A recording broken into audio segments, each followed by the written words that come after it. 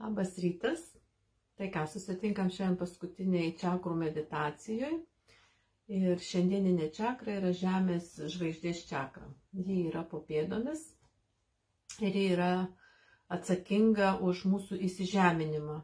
Tai yra labai svarbu gyvenant Žemėje būti įsižeminus, nes kitu atveju atsiranda labai daug ir fiziologinių problemų.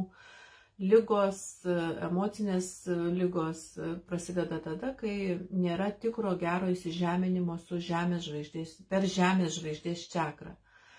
Tai ji turi būti aktyvi, ją reikia visą laiką prisiminti ir kiekvieną dieną, kiekvieną rytą atsikėlus tiesiog savo pasakyti, visatai pasakyti ir Žemėje pasakyti, kad aš esu pilnai, esu įsižeminus ir kad aš tvirtai stoviu ant Žemės abiem kojom.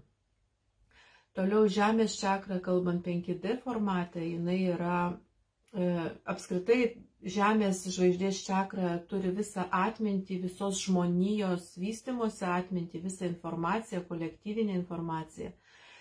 Ir ji taip pat turi visą informaciją apie mūsų konkrečiai misiją, kiekvienos sielos misiją šitoj Žemėje. Labas rytas. Tai yra labai, kaip pasakyti, svarbi čakra einant savo keliu, einant savo misijos keliu.